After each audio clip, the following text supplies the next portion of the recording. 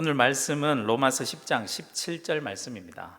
너무나도 잘 아는 말씀인데요. 한 번 더 큰 소리로 같이 읽어볼까요? 시작. 그러므로 믿음은 들음에서 나며 들음은 그리스도의 말씀으로 말미암았느니라. 아멘. 오늘 말씀에 보면 믿음은 들음에서 난다라고 했습니다. 또한 이 들음은 그리스도의 말씀으로 말미암는다라고 했습니다. 그렇다면 믿음을 알기 위해서는 이 듣는 것이 무엇인지 먼저 알아야 합니다. 또한 듣는 것이 무엇인지 알았다면 우리는 무엇을 들어야 하는지도 알아야 된다는 말씀이죠. 그래서 오늘은 이 로마서 이 말씀을 한 절 말씀을 가지고 첫째, 들음이 무엇인지, 또 둘째는 들어야 한다면 과연 우리는 무엇을 들어야 하는지에 대한 내용으로 함께 은혜를 나누어 보고자 합니다. 그럼 먼저 듣는다라는 것은 무엇을 말하는 것일까요? 학교에 갔다 온 아이가 숙제도 하지 않고 컴퓨터 앞에 탁 앉더니만 컴퓨터를 탁 끄고 오락을 시작하는 겁니다. 게임에 빠집니다. 그렇게 1시간이 지난 뒤에 보다 못한 엄마가 아들에게 한마디 합니다. 이제 그만하고 숙제 좀 하지? 아이가 대답합니다. 냉. 하지만 아이가 하던 오락을 쉽게 멈춥니까? 그렇지 않습니다. 그렇게 또 1시간이 지나고 더 게임에 빠져들어가고 있습니다. 엄마의 목소리 톤이 조금 더 올려서 다시 말하죠. 이제 게임 좀 그만하고 저녁 밥 먹고 공부해라. 제발 좀! 아이의 대답은 변함이 없죠. 아이 참네, 알았다니까요.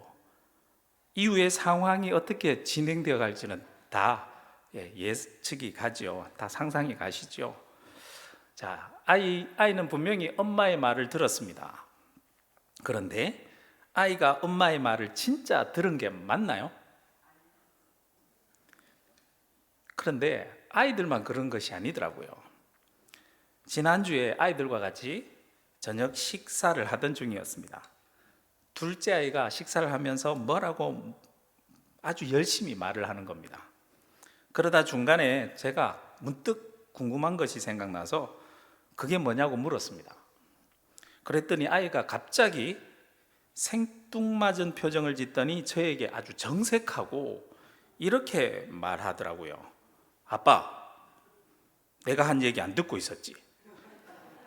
저는 아이의 말에 한쪽으로 쿡 찔리기도 했지만 아이의 말에 내 마음을 열고 귀를 기울여 듣지 않았던 거죠.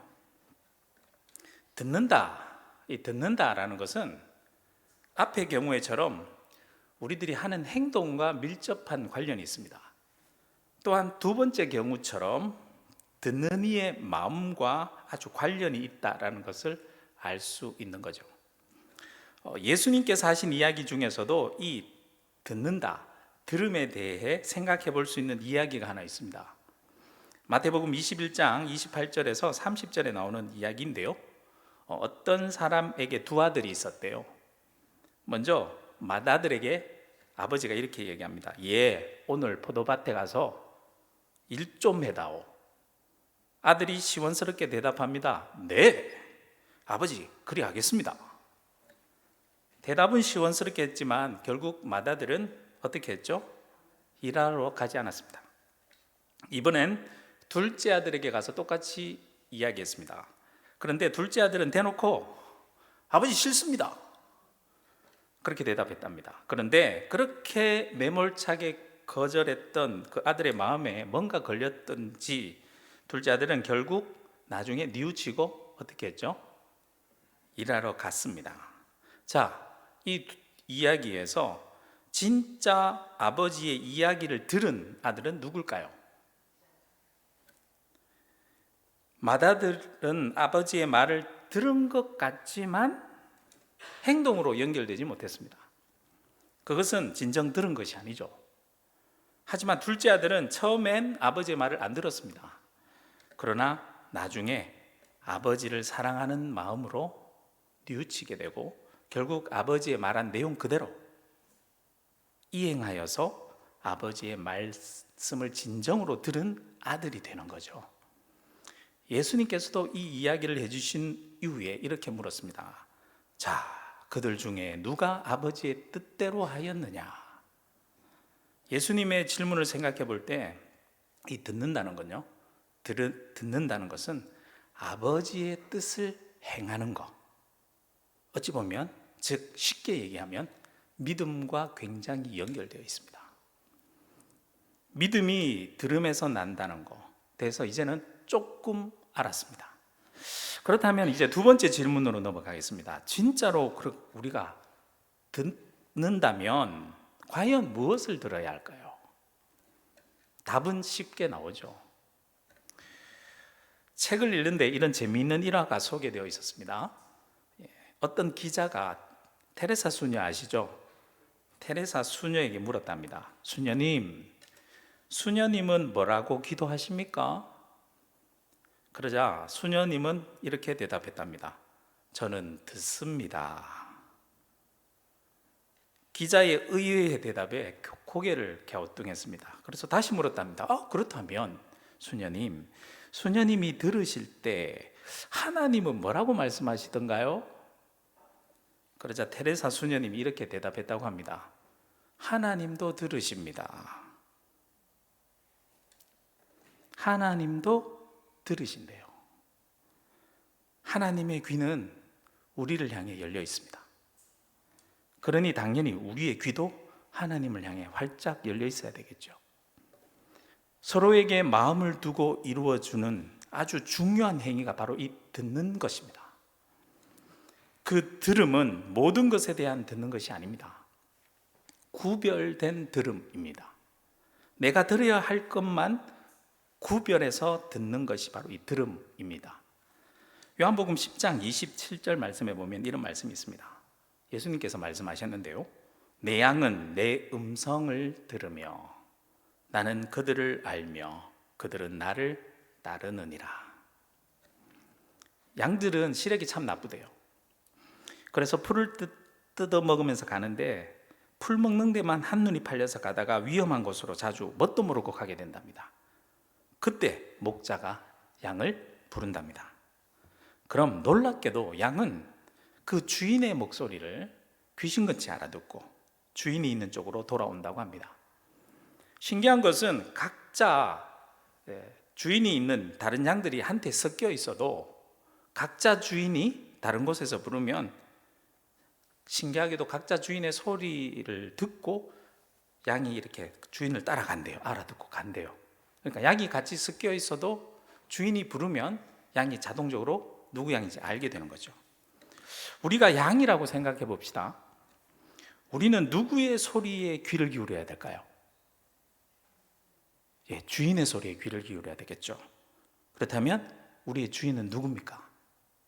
예수 그리스도이십니까? 주님의 음성을 들어야 됩니다. 그런데 만약 예수 그리스도 이외에 다른 어떤 것에 우리의 귀를 기울이고 그 소리를 듣고 따라간다면 우리의 주인이 예수 그리스도가 아닌 다른 것이 되는 거죠. 그런 거짓된 주인을 주인으로 삼지 마십시오. 참된 주인이신 예수 그리스도의 음성을 듣고 따라가시는 여러분들이 되시길 바랍니다. 요한복음 18장 37절 뒷부분에 보면 이런 말씀이 있어요. 무릇 진리에 속한 자는 내 음성을 듣느니라 하신대. 여기서 내 음성은 누구의 음성입니까? 주님의 음성입니다. 거짓된 것은 진리로 가장하고 우리의 시선을 끌기 위해 아주 소리를 크게 내는 법이죠. 그러한 소리에 현혹되면 안 됩니다. 그런 유혹의 소리에 우리의 시선과 마음을 빼앗겨 버리면 안 됩니다.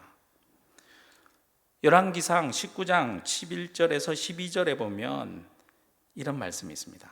여호와께서 이르시되 너는 나가서 여호와 앞에서 산에 서라 하시더니 여호와께서 지나가시는데 여호와 앞에 크고 강한 바람이 산을 가르고 바위를 부수나 바람 가운데 여호와께서 계시지 아니하며 바람 후에 지진이 있으나 지진 가운데도 여호와께서 계시지 아니하며, 또 지진 후에 불이 있으나 불 가운데에도 여호와께서 계시지 아니하더니 불 후에 세미한 소리가 있는지라.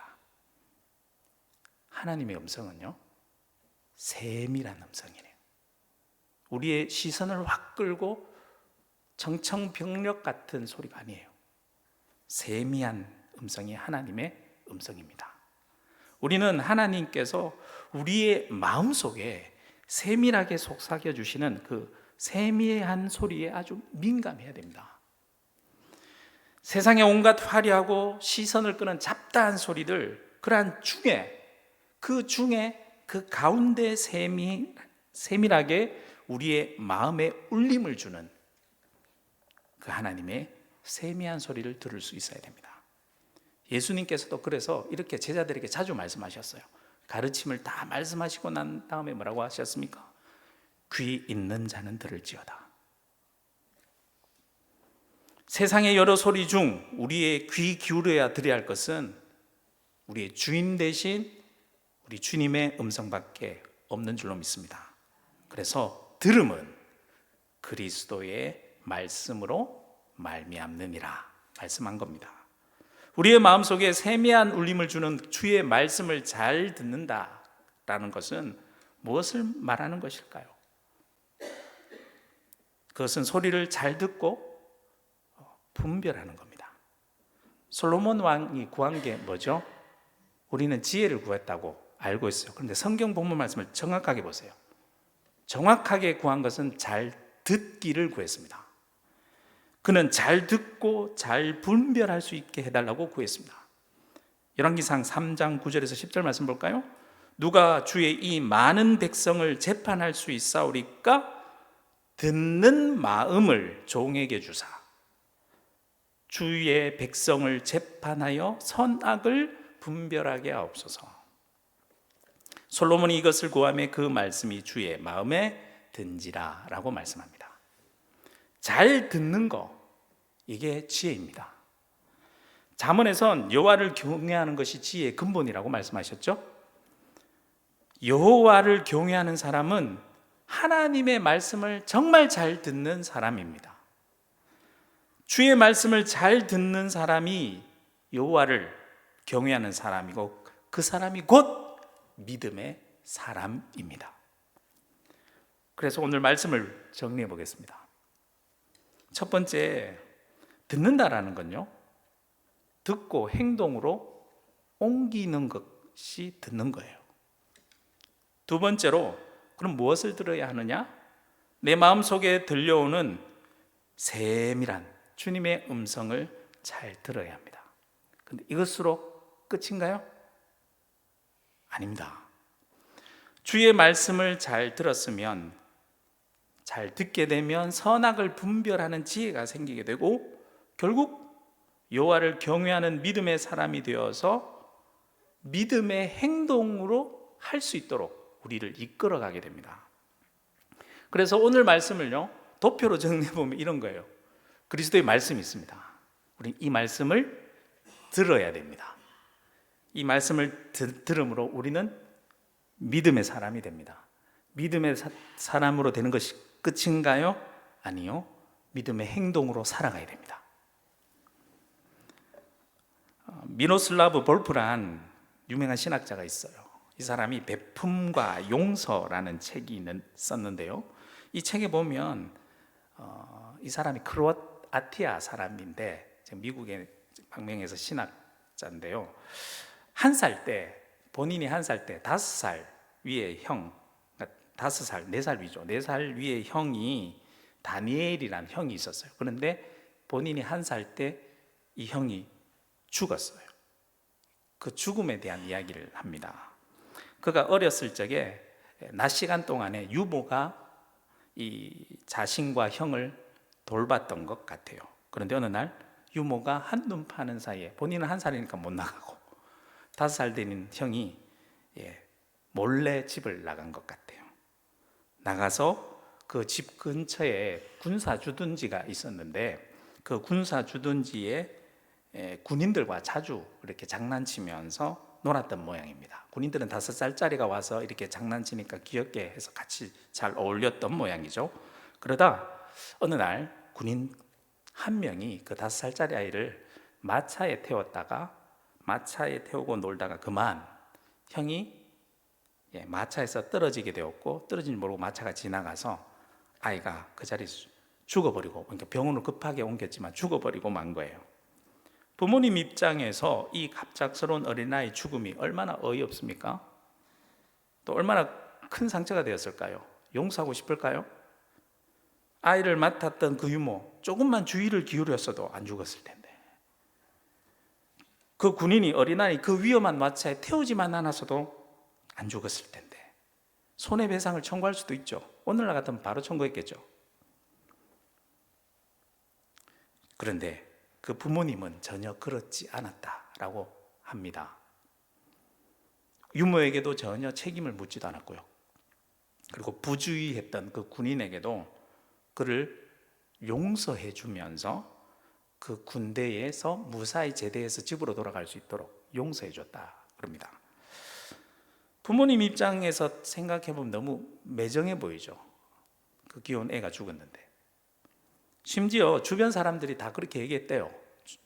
그뿐만 아니라 그 사건을 담당했던 판사까지도 그 부모님에게 재차 이것은 배상 청구권이 당신에게 있습니다, 배상 청구할 수 있습니다 라고 몇 번이나 얘기해 줬대요.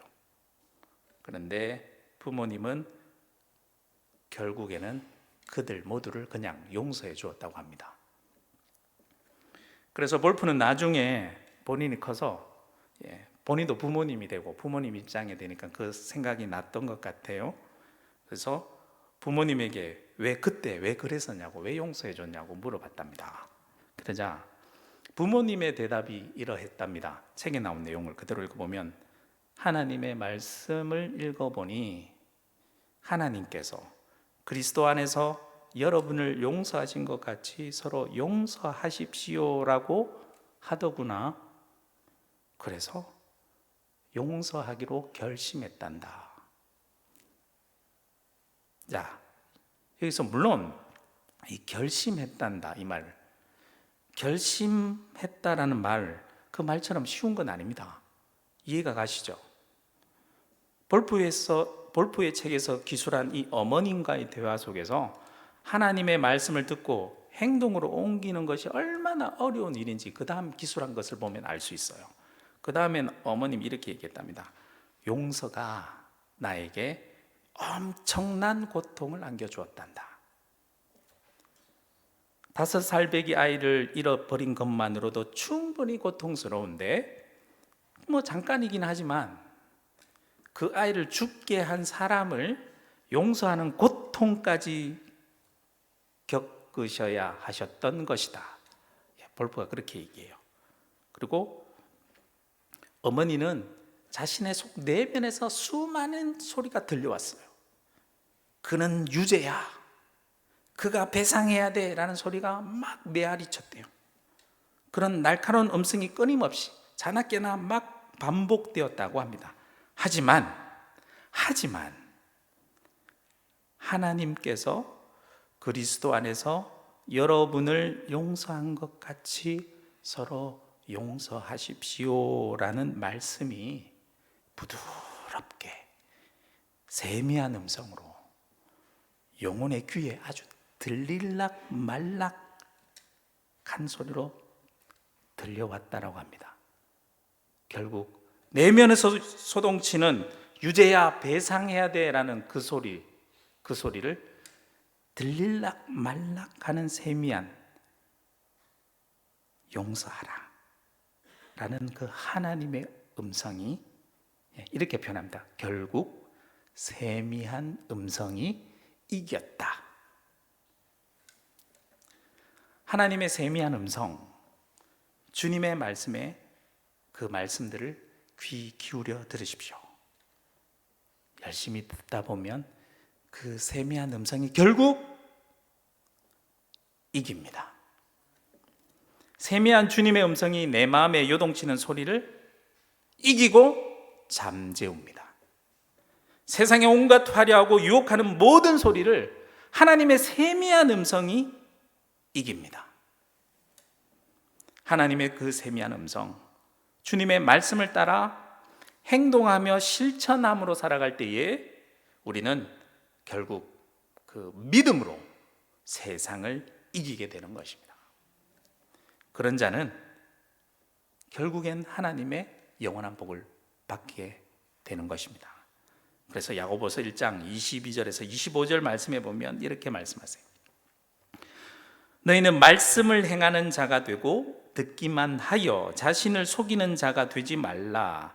누구든지 말씀을 듣고 행하지 아니하면 그는 거울로 자기의 생긴 얼굴을 보는 사람과 같아서 제 자신을 보고 가서 그 모습이 어떠했는지를 곧 잊어버리거니와 자유롭게 하는 온전한 율법을 들여다보고 있는 자는 듣고 잊어버리는 자가 아니요 실천하는 자니 이 사람은 그 행하는 일에 뭐가 있다고요? 복을 받으리라. 아멘. 남아있는 한 주간 동안 주님의 세미한 음성을 듣고 믿음으로 승리하시고 주님께서 허락하시는 복을 받는 저와 여러분들이 되시길 주님의 이름으로 축복합니다. 기도드리겠습니다.